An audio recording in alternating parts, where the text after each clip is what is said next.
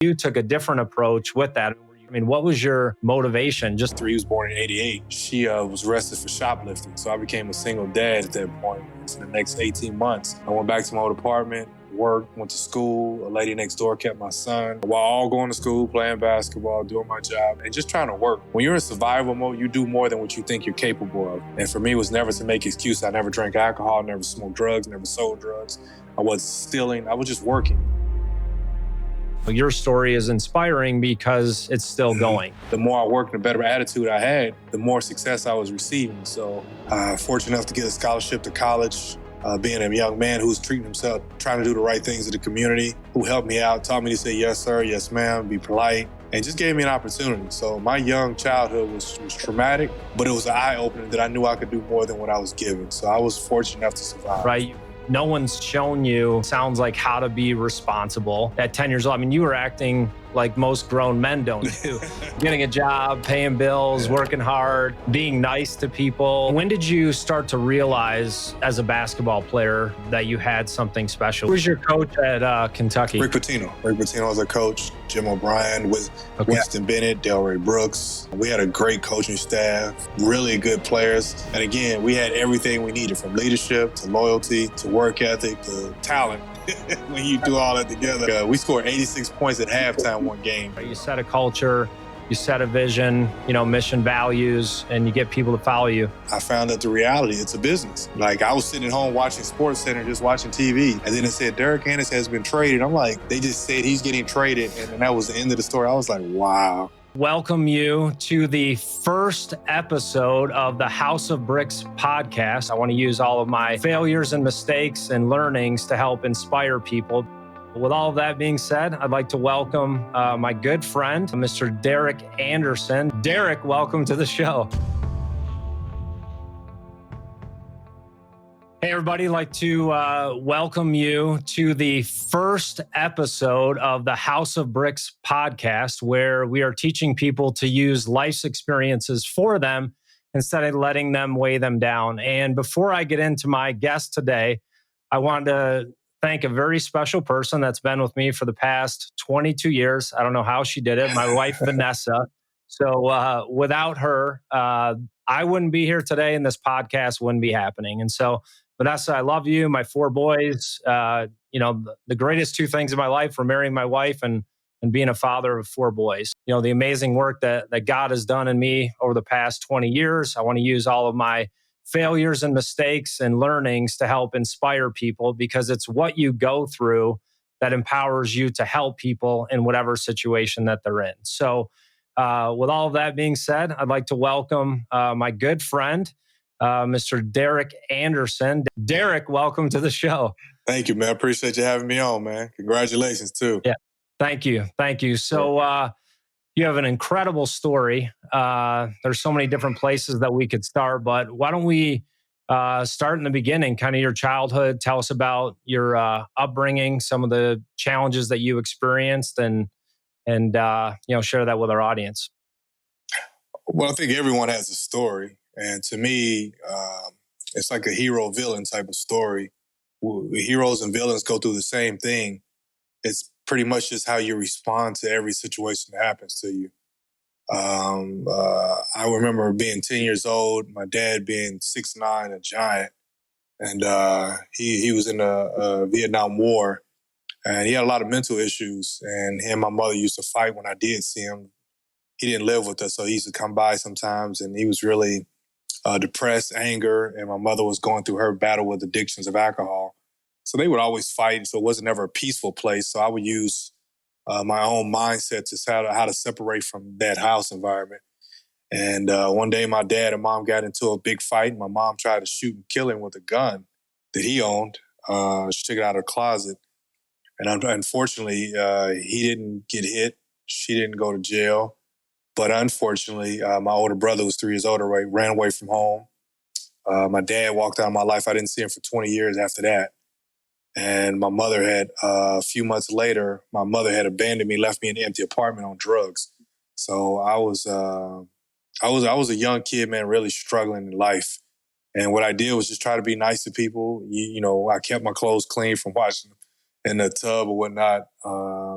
But it was really difficult mentally. But when I kicked in survival mode, I went to work. I went to Winn-Dixie and asked to carry people's bags for 5 or 10 cents. This is in 1984, so I turned 11, going on 12. And I remember just being nice to people, man, just working. I cut people's grass, mowed. I took a job at a candy store. I was working at carrying newspapers. So on weekends, I would get on newspaper routes with these guys on trucks. So I just found jobs, man, to take care of myself. And at 14, I met a high school girlfriend who was 17. She became pregnant 3 months after our son, Derek Jr. was born. I was born in 73. He was born in 88. She was arrested for shoplifting. So I became a single dad at that point. And for the next 18 months, I went back to my old apartment, worked, went to school. A lady next door kept my son while I was at school, paid her, had to take care of my son while all going to school, playing basketball, doing my job, and just trying to work, man. When you're in survival mode, you do more than what you think you're capable of. And for me, it was never to make excuses. I never drank alcohol, never smoked drugs, never sold drugs. I wasn't stealing. I was just working. And it seemed like to work for me, the more I worked and the better attitude I had, the more success I was receiving. So at 17, I graduated 3.7 GPA, class president. Fortunate enough to get a scholarship to college. And I was just happy that I survived, man. I wasn't thinking of success as far as financial. I was just happy that I took my responsibilities of being a dad, being a young man who was treating himself, trying to do the right things in the community, which was a rough community, but it was good people around me too. I had village people who helped me out, taught me to say yes, sir, yes, ma'am, be polite, and just gave me an opportunity. So my young childhood was traumatic, but it was an eye-opener that I knew I could do more than what I was given. So I was fortunate enough to survive. So there's about 15 podcasts in what you just said right now. And so I want to go back to, and the way you even talk about your childhood, right? I mean, you're 10 years old, right? No one's shown you, it sounds like how to be responsible. Like what tools were you using at 10 years old? I mean, you were acting like most grown men don't do, being responsible, getting a job, paying bills, working hard, being nice to people. Like, I grew up, in an abusive home with, alcohol and, physical, mental abuse. And those things, for me, create a lot of anger. Yeah. And I use that anger for drive and motivation and, help me be, a big time competitor, athlete, entrepreneur. It seems like you took a different approach with that. I mean, were you carrying a lot of anger? I mean, what was your motivation? Just to be nice to people? Well, yeah, because when I was nice to people, I got rewarded. Me having an attitude of being upset at my situation didn't get me anywhere. And I'm sure there were days that I was upset, but it wouldn't be when I was out in public. Like when I was in public, I let a smile be my crush. And people were like, he's a nice kid. He's respectful. And those things got me success because people were willing to help that. I'm sure if I had bad attitude, was rebellious or acting out, I'm sure people would have got tired of that. But fortunately, I knew something in me told me to do the right things. And when I did that, people helped me. So I found everything out by trial and error, and everything I tried in the right way worked.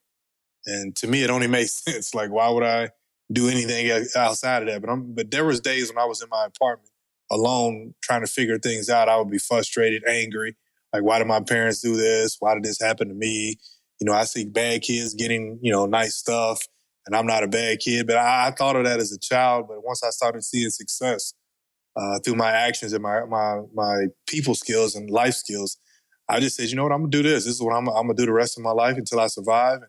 And that was the answer. Like, it wasn't like a written book. There's no blueprint to parenting or anything like that. It's just the blueprint is if you're nice, then people will treat you with respect and you'll get an opportunity. Not to say you'll get everything, but you'll get more opportunities by being nice. So I was fortunate enough to understand that at a young age.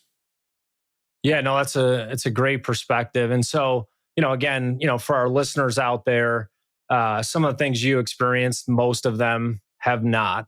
But, one thing I always talk to people about is your situation is real to you. Right. Yeah. And so, you may not have, grown up in, an abusive home, or you may not have lost a parent at a young age, or, some of the things that you've experienced. But what advice, can you give our, listeners out there that maybe aren't in that position yet, and not really, you don't necessarily have to have a traumatic experience to make change? Well, I think everybody has a life story. It could be good, bad, whatever it is. It should be there to motivate you, yourself, and to other people. Like, you want everyone around you to be happy and successful. You don't want a bunch of bitter, jealous, or angry people around you. So I would say, if you had the greatest life in the world, share that experience with other people and do something with them to make sure that they help the next person. I think we all have a story. Everyone has a story, like I said, good or bad. But too many people are aware of what other people's opinions are instead of other people's actions. I've always focused on how people are reacting and doing certain things. Like, people may be jealous of whoever. They may be upset at their own lives, so they're mad at you because you're having a better life. You always have to respond to how you feel about life. And I think I was always excited about what my next journey was going to be. So I wanted to share my story. I was always happy and polite to people. So those people around with me would feel the same way. And I would just tell people, just do what you feel is good to you, and do it your way and live your way. Don't worry about other people's opinions. But if you're doing it that way and then you share that, always live a good way and then share that journey, and then you pull the next person around up about you. And that's what makes everyone happy. If you ever notice a room full of angry people, that's probably prison. Yeah. and if you had a room of successful and happy people, you had a good function, you had a good company, you had a good party, you had a good home. Put good vibes out so the vibes around you are good. No, that's a really good perspective. And so you'd mentioned a little bit about high school. So when did you start to realize as a basketball player that you had something special? Were you highly recruited in high school, or when did that all start? I never used basketball as a tool for anything except just an outlet. I knew I was good in middle school when guys started telling me, hey, the coaches are looking at you. I'm like, what you mean looking? They want you to come to their school. And I'm like, I'm just going to school and play ball. I mean, it's just something to do while I get away from the stress of home. And when I got into high school, people started talking about college. And I'm like, okay, if it happens, it happens. It still never dawned on me until my junior year. I was getting recruited by local schools my sophomore year, but my junior year, I went to a tournament and had a really good tournament. And then all these other coaches started sending mail to our high school. And I'm like, okay, well, I'm probably not going to afford that. I'm thinking, they said, well, it's free. And I'm like, well, I probably can't leave because I have a son. I had a son at an early age. So I'm like, well, I can't leave my son. I got to take care of him. So all those things were going in my mind. So I never thought about college, man, like being a savior for me until my senior year. And they said, hey, you can get a scholarship. They'll pay it. Then you can go do X, Y, and Z. Then you can maybe help your son if you go get a degree. So I started thinking about it. I'm like, man, I can get a better life if I did this and did that. And I started focusing really hard. And that's why my grades changed. I went from like a 2.8 to like a 3.7. I took everything serious because I would be so tired from practice and working that I said, you know what, I got to settle down. So after I get on the school bus and do my homework, and then I was done for the day on the way home, then I do the rest of my homework. And I got there, then I would go play basketball. So I literally had a full-time schedule. Knowing my senior year, I had a purpose in life. So my senior year is when I recognized basketball could actually help me have a better life. Never thought about the NBA, not one single time. This was like, get a college degree, get a better job, buy a little small house, raise me and my son up. And that was my life story that I was planning on. And so, you have a successful high school, career. You start to get recruited around your senior year. And then you had some choices at college. Which college did you go to? Yeah, well, remember, I couldn't go to AAUs or play in any All-Star tournament because I had my son every summer. So I got invited to Nike camp, to the All-Star camp. I got invited to those things, but every time it was time to go, I couldn't because I had my son. And it was for a week. And I'm like, well, who's going to watch my son for a week? So I couldn't go to those things. So all the first schools were local, like Louisville, Western Kentucky, those schools. Kentucky came later. But I had the normal states in schools. And then all of a sudden, my senior year, like Iowa was the first letter I ever got, I remember. Then Ohio State came. Then Syracuse came. I started getting all kind of letters. I'm like, well, man, how people know who I am? And then I heard that they were sending tapes of footage everywhere. And it became a floodgate. And I was like, well, anywhere close, I'll go. So I was in a 3-hour radius. That was it. It was like Tennessee, Western Kentucky, Ohio State, Louisville, and the University of Kentucky. I was like, if it's one of those schools that's close, I'll go. And that's what ultimately came down to me being close to my son. So the first school you went to was for college. You started at what college? Ohio State. Okay, so we'll just skip over that school south of Michigan. Anyway, anything that happened there didn't matter. So you were there. Let's go to Kentucky. Let's just go to Kentucky. That was a great school. That was a great school. But yeah, it was. Yeah. No, I went to Kentucky. Transferred after tearing my left ACL up. Transferred, set out. We won a national championship in 1996. Played with like one of the greatest teams ever. Great guys, great team, great coaching staff, great university, great fans to this day. It's just a program that you really appreciate, man, regardless of, whatever happens in your life, you know that you had a great experience with some great people. So, but who was your coach at Kentucky? Rick Pitino. Rick Pitino was our coach. Jim O'Brien with Winston Bennett, Delray Brooks. We had a great coaching staff. Really good players. Tony Delk, Ron Mercer, Antoine Walker, Walter McCarty, Alan Edwards, Jeff Shepard, Nazi Muhammad, Scott Padgett. There's a long list of NBA guys in there. A lot of guys. Yeah, fact, our true leaders was Wayne Turner and Anthony Epps. Like those guys was as solid leaders as you could ever find. So man, we were loaded, man. We had a great team. And again, we had everything we needed, from leadership to loyalty to work ethic to talent. When you do all that together, like we scored 86 points at halftime one game on the road. In 20 minutes, we scored 86 points. That lets you know how good we were.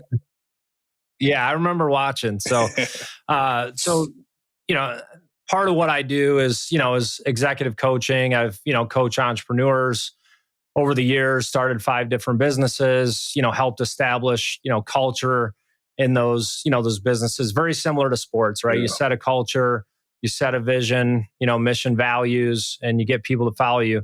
Now, Rick Pitino, incredible coach, ton of success. What were some of the key takeaways that you can share with our listeners of, how he's able to get, because that's a lot of talent, with a lot of talent, there's a lot of egos, there's only one basketball.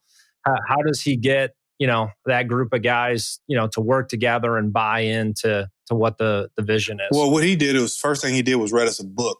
It was called The Precious Present. I forget who the author was, but it was called The Precious Present. And he said, live in the moment.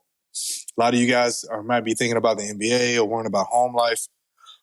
And he was like, live in this moment and you'll appreciate it even more later, but you'll understand where you're at, what you're doing today. And he kept telling us that. So we were all like, okay. So we started hanging out, going to the movies together, going to bowling together. We went everywhere together. And we realized, like, wow, when you see this saying, it's like, enjoy this moment. Because who's to say you're going to ever play with this much talent again? And his takeaway was always, man, enjoy each other. Like, be a brotherhood. And he made that perfectly clear. Like, if you guys are not solid together, there's no coach on this planet that can make you win. He said, I'm going to put you in a position to succeed, but you guys need to do that. And it was like, and he actually was telling the truth, man. We actually started focusing on being a brotherhood, and we're in group chats today. We just had a friend of ours, a teammate of ours had a birthday the other day, and we always in a group chat. So Coach Pitino, he taught us a lot about camaraderie and brotherhood and living in the moment. That's awesome. Yeah, and it does really require, that type of leadership, to get guys to buy in. Like I said, you all had success coming into Kentucky, and you see, these college teams and NBA teams, right? They have so much talent, but if the culture isn't there, look at what the Miami Heat are doing, right now. Pat Riley, master of coaching and culture, and Eric Spoelstra coming up from I think being a video intern to now one of the greatest coaches in the NBA. And so culture is really important. Huge.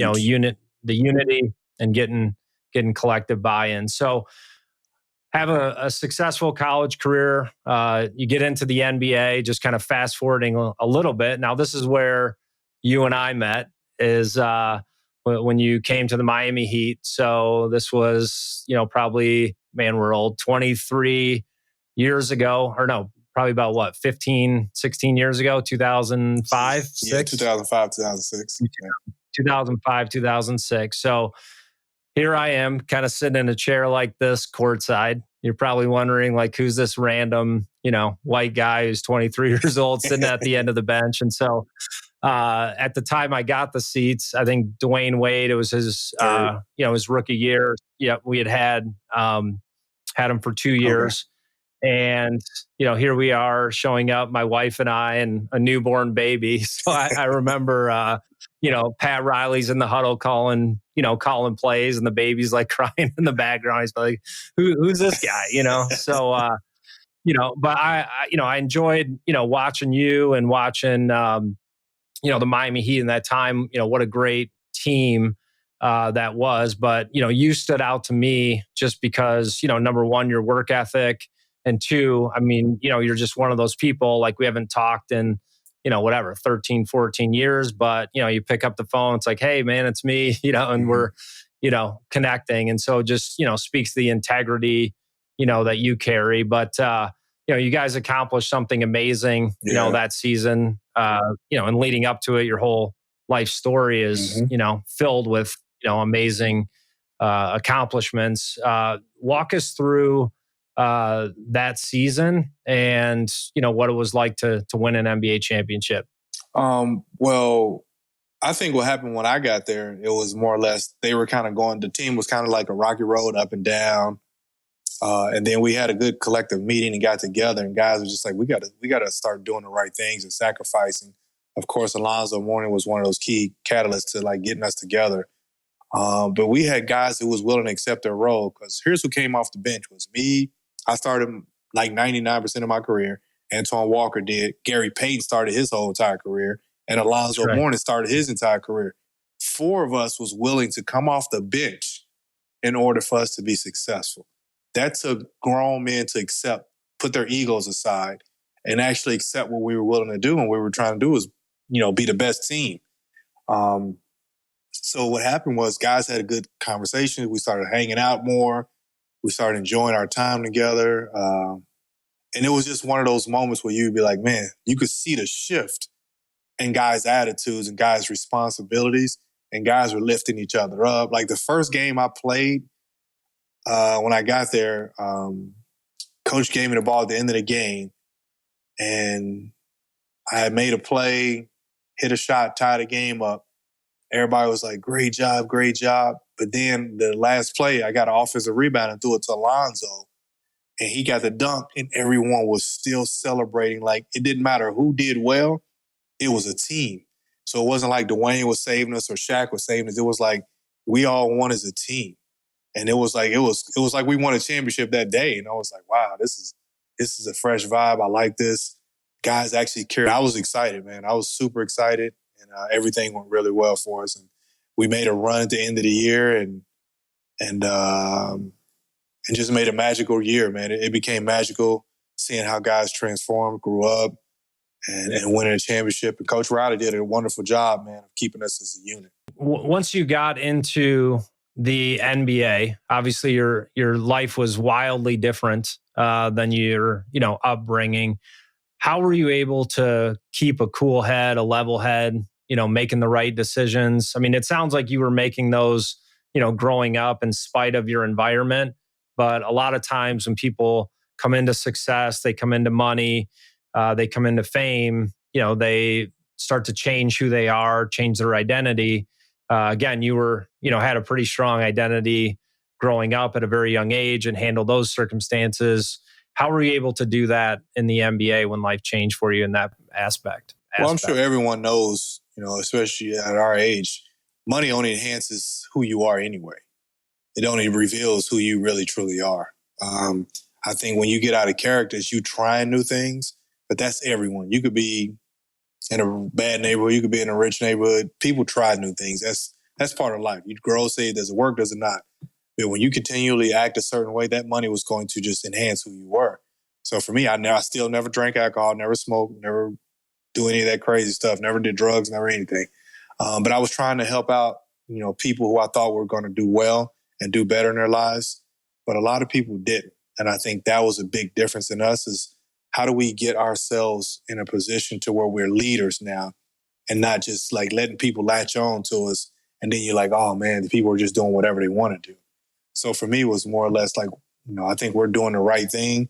Let's focus on that and let's live that way. So I still stayed in the format of that and I never went to a club. I went to a birthday party one time in my 11-year career, but during the season, I never went out. All my teammates know he's not going out. He's not partying because that's not what I've ever done. So I would have my fun in the summers. But during the season, I just chose to focus on the season. And I think that will stay true my entire career. So I just think a lot of guys have different habits, but money just usually enhances who you are and gives you more opportunities to do more things. And so, I've noticed this in my journey, and people always talk about you got to love the journey and not the destination. For me, I really love the process. Like the journey, it kind of sounds like you're lost, right? I'm out on some journey. Like I love the process, the discipline, the accomplishment. When you finally won an NBA championship, and it sounds like that wasn't really even in the cards, right? Growing up, or you weren't focused on basketball. But when you did climb that mountain and got to the top, was it everything you thought it was going to be, or was it just an outcome of who you were and a continuation of the process? What was kind of the things, running through your mind? And I wasn't thinking of the NBA. I was enjoying my moment. Like when I was in college, I was just having fun. Like the best time of my life was college. Like I got to enjoy it. No one was worried about money, egos, anything. So I had fun in college. So when I was getting drafted, I was like, wow, this is different. Then they told me how much money I was going to make. I was like, whoa, that's real different. Like I hadn't even had a bank account at that time. I wasn't, I didn't have anything special. So I got to the NBA and was like, wow, this is incredible. This is nice. And then 2 years into it, I found out the reality, it's a business. Like I was sitting at home watching SportsCenter, just watching TV. And then it said, Derek Ennis has been traded. I'm like, because I didn't have an agent. I was working with an attorney. So nobody even called me. The team didn't call me. Nobody called. They just said he's getting traded. And then that was the end of the story. I was like, wow. So I'm like, they just trade you. They don't even talk to you. They don't say nothing nice. They don't ask you how you feel about it. They just like, hey, you out of here. And I'm just like, wow. And once I realized there's no office birthday cake, right? For at lunchtime, say goodbye to Derek Anderson, your final lunch. None of that. So it was like, wow. And I was like, wow, they don't really even care about you like you thought they did. You build some good relationships with some people. Like Wayne Embry was one of the greatest men I've ever met. But the organization still had to make a business decision. And I didn't take it personal. I did at the moment because I was like, wow, they didn't call you. But as I realized, like, it's just a business and you shouldn't take it personal. And that's when I kind of like, let me just do my job and go about my way. Because the game of basketball, like literally, like if I shot 25 shots a game, I could be a Hall of Famer because I was scoring a lot. I would be doing this and that, or not say Hall of Famer. I would be a good all-star because I'm shooting all the balls. But if you play the game the right way, you don't get rewarded all the time. Like I always play the game the right way. Instead of me shooting, 15 like bad shots all the time, I was trying to win games. So I would pass up shots, help my teammate. Like think about it. If I average 5 points a quarter, which is not hard for a guy who can shoot, dribble, dunk, all that, that's 20 points a game. But there's times I wanted to pass, get all my teammates involved. He hadn't got a shot. Let me help the guys out. Let me do what I got to do. And because of that, I was not at my best because I was thinking of winning. And I think I thought of winning. Right. And now when you look at basketball, it's like, what's more about how can you be a better individual? And I found out that in basketball, it's like, it's a different business, which you very rare find like a Miami Heat. They're a culture. If you find organizations who have a culture, that's what you want. Because everybody, like, we're a culture at Miami. Like, I come back, everyone comes back to Miami. But you can't go to other organizations like that. They'll be like, hey, how's it going? To let you go. You got to pay, you get a ticket. That's not Miami.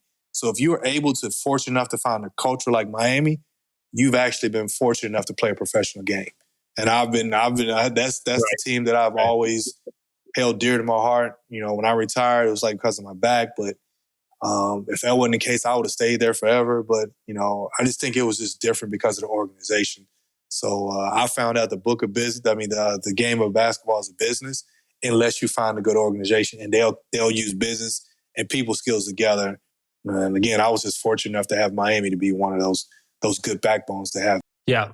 No, I mean, that's a great approach. And I mean, it's what I like about your story is it's consistent, Absolutely. right? You had the same identity from, 10 years old. Obviously there's, growth and experience, that comes with that. But that foundation that you were able to establish in the midst of, a very challenging upbringing, it's very consistent. Like there aren't a lot of deviations. You're continually, building on who you are. So I just wanted to honor you in that for real. I mean, it's very impressive story. And so talk a little bit about life after basketball. So you had a great NBA career. I know that there's a lot of challenges for not just NBA players, but anyone that has to make a transition in life, right? You have one trade, you're working at a certain company, a certain role, or you're an athlete, and then, you have a shelf life as an athlete. You're not going to play in the NBA for,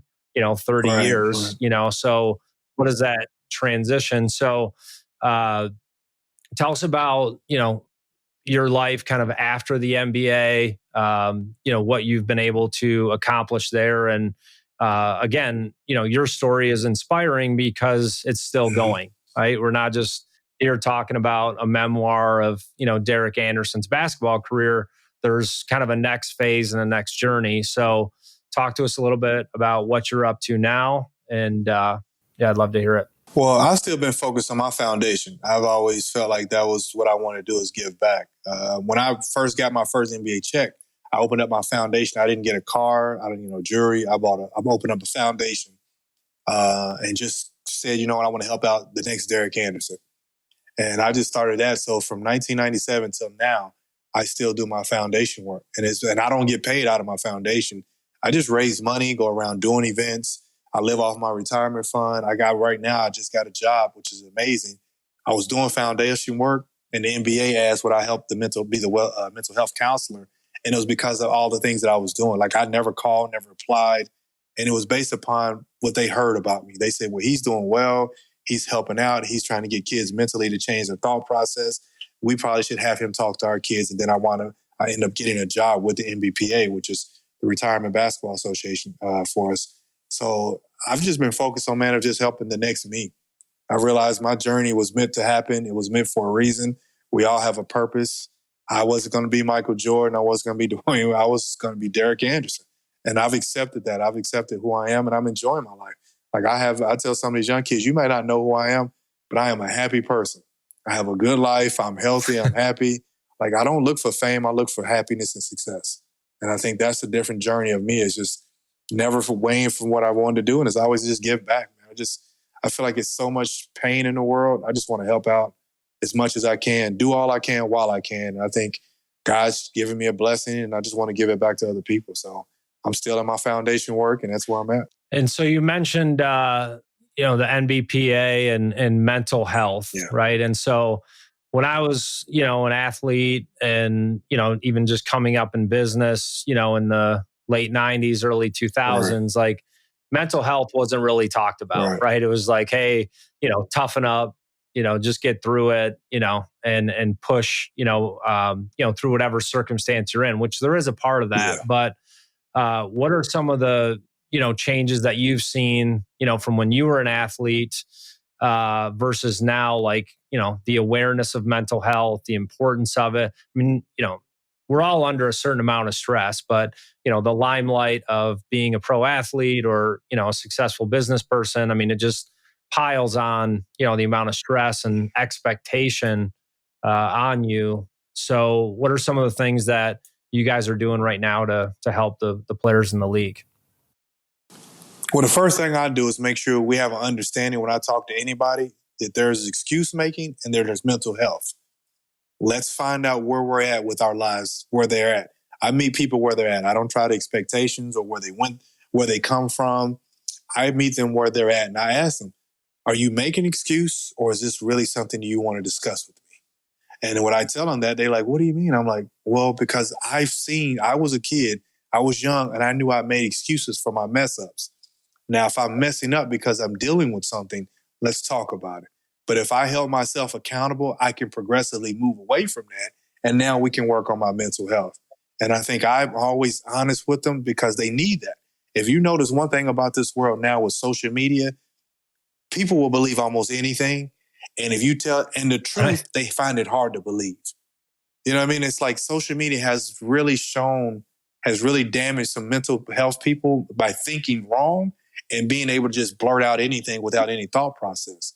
So I always work I always do a role playing with everyone, and I put them in a leadership role, and I would act like them and say, what would you think if I acted like this? And they would be like, I see your point. I see where you're going with it. And I say, yeah. So if you're doing something and you're asking someone to treat you a certain way, show me which way you would treat them now. And now they have to really hold themselves accountable, saying, it's not mental health, it's my behavior, but here's what led up to that behavior. Now we can have a conversation. Now I got to the root of the problem. And that's what we don't do. We don't get to the root of the problem. We look at all the bad stuff they're doing and not the root of the issue. So I actually dove into it. And that's when I get all those guys to actually open up, young, old, it doesn't matter. We all have those things that we're fighting. And if you don't get to the root of it, you're just going to continue to make excuses and bad decisions based upon not fixing the root of the problem. And I think that's why I've been fortunate enough to get to. And we all have something. Like I said, we've all dealt with something, whether it be a breakup, family issues, financial issues, jobs, social media, whatever it is. But if you don't get to the root of the problem and try to figure out how to handle that, everything outside of that will look like something that's totally different than what it is. Yeah. So, no, it's great advice. And, like I said, I mean, the mental part, I like how you phrased it. Like there's excuses, and then do you really have, a mental thing that needs to be addressed. So that role play scenario, is really helpful. And so, just as we kind of wrap up here, and again, thank you for your time, man. I know you don't want accolades and thank yous and gratitude, but that's not what you're about. But it is good to honor people that you respect, and I honor you for sure for being out here. And I know you're changing the lives of people listening to the podcast today, because again, their scenario may not be as traumatic as some of the things that you went through, but their problems are real to you.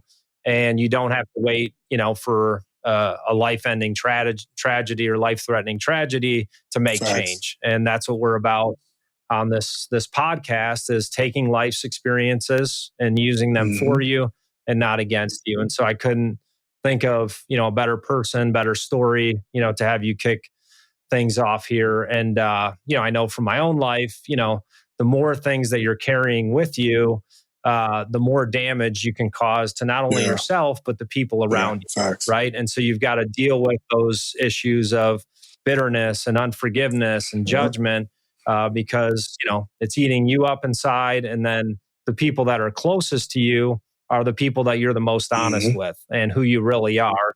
And so you could be whatever you want at work or in front of the camera, but when you go home to your family, to your wife, who are you really? And that's, what comes out. And so I just want to help, people process that. And it's, that you never arrive in life until you're in the cemetery. that's the final destination, but, until that, it's a continual process. So just as we wrap up, I know a little bit about the AOK water. Can you tell us a little bit about that and what your mission is there? What I was doing is getting waters. Like they still serve milk in schools, and our kids need more water. I've been focused solely trying to get our kids to drink more water, live healthier. So when they get older, some of their diseases and problems in their body is addressed. So I've been trying to put waters in every school system, everywhere in the world. We're just drinking it. And the AOK part of it is, if you gave money, if you bought a water, now some of that money goes to a foundation of your choosing from our site, or to go to our foundation, and you'll help out other people. So when you're buying something, it's actually doing something. Now, when you give people money, when you buy waters, it's just going to their pocket. Where ours is, when you give money to our Acts of Kindness water, we're actually going back and doing something with those funds to help other people go to school, kids who want to go, who have health issues. We pay for their bills. We do a lot of different various things with that money. So, if you're doing an act of kindness, you're drinking water, you'll win all day long. You've given to a foundation, you've drunk good water, you've done good all day long. And I think that's what we want to do, make sure people know every day is A-okay when you do that. Right. And so how do people learn more about it and what the mission is and try to participate? Well, it's the Stamina Foundation, which is staminafd.com. We're almost done around raising the rest of our money for getting more waters. And we have some now, but right now we're just kind of donating them, getting them into places. And hopefully we can raise enough money to facilitate as many waters as we possibly can. But everybody can go to the foundation page and check it out and see what we're doing. Well, we'll definitely include that link, in the podcast description so people can learn more about that. So everybody, I want to tell you today, I mean, this story is incredible, Derek. Your life story is incredible. And what I love about it is I think there's, more to come. Look at that picture. And that is an NBA championship ring right there, which I don't have. I'm still waiting on that from the Heat. I think I spent, more money than I should have for those tickets. But, I met some lifelong friends like you and, Wayne Simeon, just, great people that are about more than just basketball. Yeah. So, Derek, I want to thank you for your time. Thank you for sharing with our listeners. And I know that there's, people out there that are going to be inspired by your story. And we may not even know, what impact we do have on people's lives. It's that ripple effect of, hearing someone's story and making an impact. And, then they go on to change other people's lives. Absolutely. So I want to thank you for your time today. And if you were inspired by this podcast, I would ask that you, share it with a friend, share it with a coach, share it with your family. The more people that hear stories like this, the more they get inspired to bring change in a world that needs a lot of change. We're headed in directions that, make me a little bit nervous, but, the more problems, the more opportunity. Yeah. So that's how we view things. And thank you for your time, Derek. No problem. Thanks, Adam. Every day is A-okay. All right.